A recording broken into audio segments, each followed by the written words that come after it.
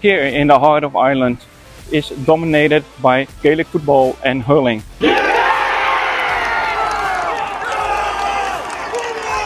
But in Dublin, football is one of the biggest sports. Okay, don't mind him. And we visit the biggest fixture of all. This is Bohemian Football Club versus Shamrock Rovers, also known as the Dublin Derby.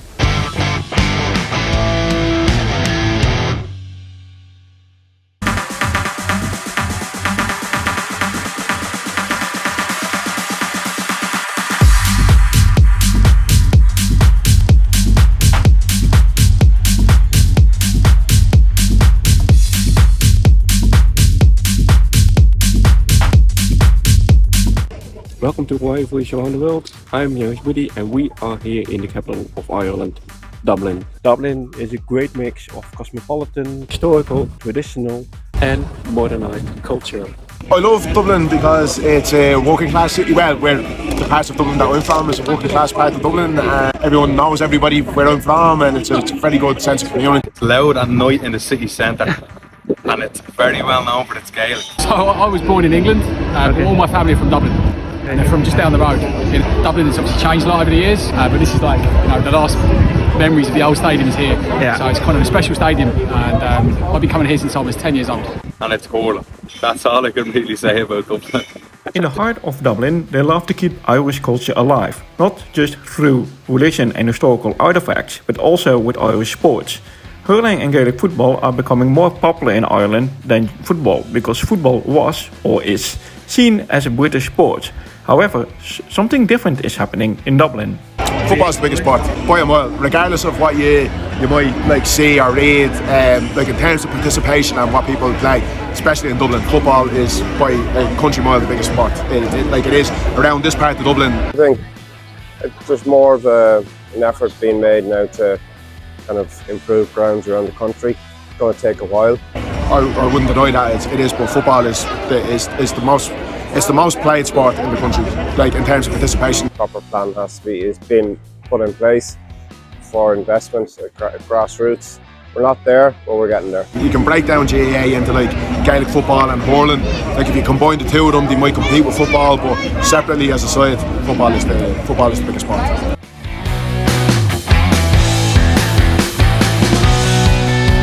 When you walk in Dublin, you walk across the River Liffey automatically. The Liffey plays a role in division and cultural differences between two football clubs.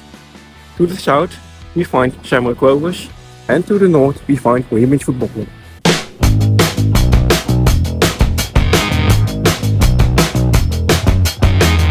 Bohemian Football Club is founded in 1890 and is the oldest League Ireland club still in existence. And one of the founding members of the League of Ireland in 1941. I grew up literally a 5-minute walk from here. I could see the floodlights from the house when I used to walk up. When I was a kid, you'd see the floodlights on a Friday night, and it was always something that you wanted to be interested in. And from the age of 8. So, as I said, my grandparents live down there, not too far away, and we used to come back on holiday from England to Ireland. My dad used to bring me down when I was a kid, and I just got hooked on it. And it was just the smell of the place and the feel of the place. The first time he took me to a match in Ireland, so he took me here by accident, kind of thing, and I've just been a Bow supporter since then. So that was 1992. That was my first game here. I was 10 years old. That is why they're also named Dublin's Originals. Is it the currently existing Irish football team but never relegated to the second tier in Irish football?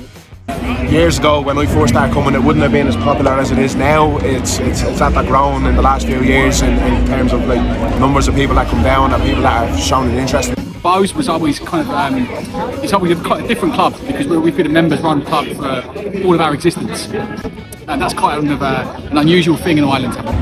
Everyone that you come down here, you knew all their faces, and it was like having a second kind of family. But now it's become more of a thing as clubs struggle to survive and grow and develop. So we've always had that kind of background. We're a members club, which means we can be a bit more conservative. We don't spend loads of money. We nearly went bankrupt when we did.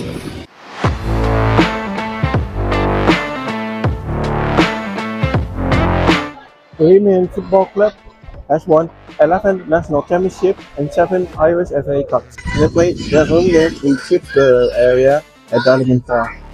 This stadium is also known as home of Irish football. This place has seen a lot of Irish football history, hosting national team games and cup finals.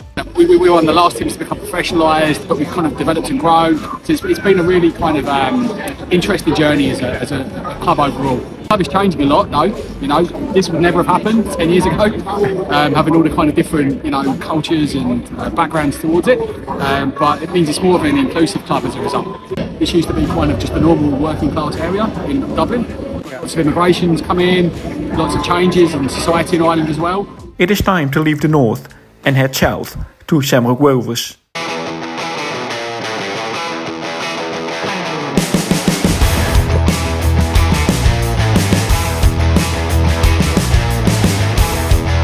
Here in the deep south we found ourselves in the area of Tallaght, home of Shamrock Rovers.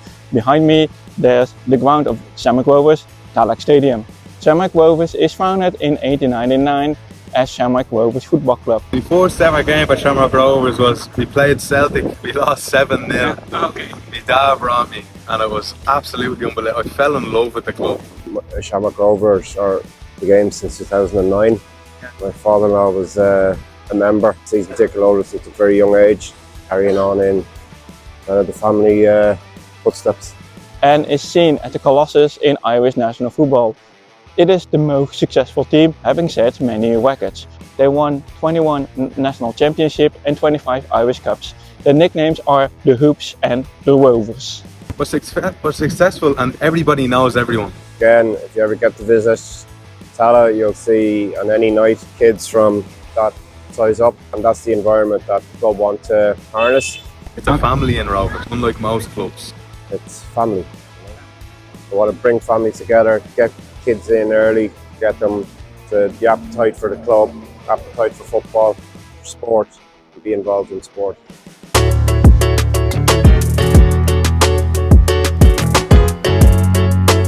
The area of Tallaght, where Shamrock Rovers is located now, but that has not always been the case. For many years, the team wandered around Dublin to find a home for themselves, after Glenmalure Park was demolished in the 1980s.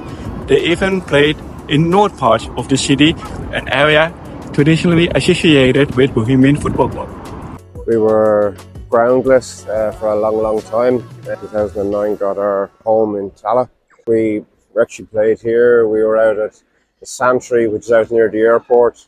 Eventually came to a head with a kind of a high court case.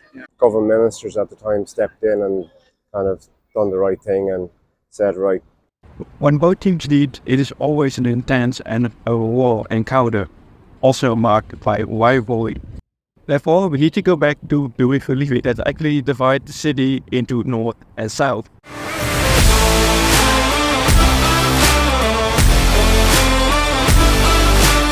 It's north side versus south side. Regardless of sport, there's always a natural rivalry between north side and south side, and we're the biggest club on the north side, they're the biggest club on the south side. And sometimes that can be overblown because there's people that are from the north side that support Rovers, there's people from the south side that support Bows. Probably before my time, working class and south side was seen as kind of upper class, but just not really the case anymore. A lot of my family are from the south side. They couldn't care about Rovers. I've got family that live on the north side and they might be more interested in them. So it doesn't really matter that much. It's sort of a helpful thing for the media.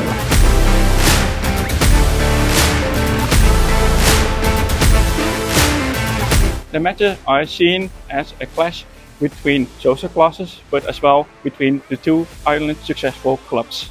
Those games are full of drama, dramatic goals, and a very intense atmosphere. Football derbies is kind of like around the globe. It's kind of like the perfect derby. It's kind of like the colours, even down as far as the colours, red and black against green and white. It's, you know, derby nights in Dublin, in Tallaght are special. This is the day I live for. I can't really explain how much this means. like members owned, we're a members owned club. This is heritage. This means everything. Where they always seem to have all the money grown up through the years. Like we were an amateur club right up until the 60s where we never paid any players, where they were always seemed to be able to poach the best players through having more money, having more funding, where they're originally from. That brings the rivalry out straight away. We genuinely hate Rovers. Like, we hate them for many reasons. I hate them because they've corrupted this country in a lot of ways with the way they've done the business. They're a horrible, horrible organisation, so I genuinely don't like them. Shamrock Rovers is the most successful club in Ireland. Everybody tries to emulate them. Very few get there. You know, nobody has. I hate them on every level, not just for football, but like they are not a very nice organisation. We are most successful in both Cup and League, so we're here to put down a marker for 2024. They've gone bankrupt a number of times. They've left creditors. They've hurt their own communities, and I hate them. The more well-to-do part of Dublin, we're kind of more working class roots. We kind of always seem to be, it's like the haves against the have-nots. They hate us, and we hate them. It's very violent. Don't mind him, he hasn't got a dig in him. Yeah. He'd be punching around that thing. Okay. Don't mind him. It's very violent derby, as you can see just there.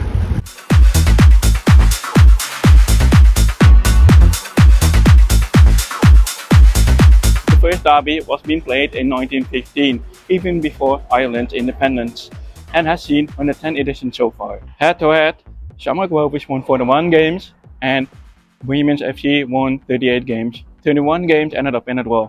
Now it is time I witnessed this football derby. Last month I couldn't watch the game because it was postponed to international call-ups of the European Championships. But now there's more at stake because today it's an FA Cup game. Cup game, so you know the cliche of it could be any team right in a cup match, but Rovers are a far better team. They've got better resources. We're rubbish. We are really poor, so I think they'll win it. Yeah, 3-1 or 4-1. Okay. I hope. I'm confident too. Hopefully we can take it to extra time and then see what happens then after that. But at the minute I'm not very confident about it. But hopefully I'm wrong. I hope I'm wrong, but I can't see us winning. Rovers to win, of course. This derby is different than any other derby.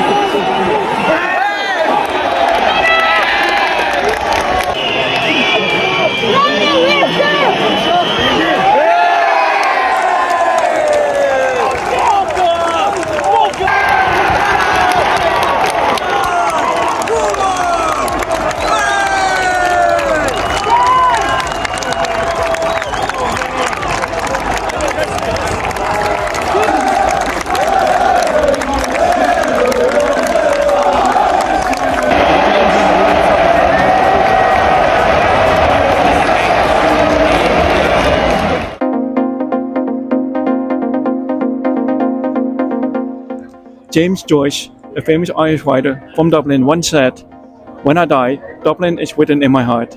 That is exactly how I felt during this derby. It was an amazing experience from the people from Dublin, fans from both clubs, and the derby itself. This was an awesome episode about Ireland, Dublin and football in Dublin during Ireland's biggest football derby.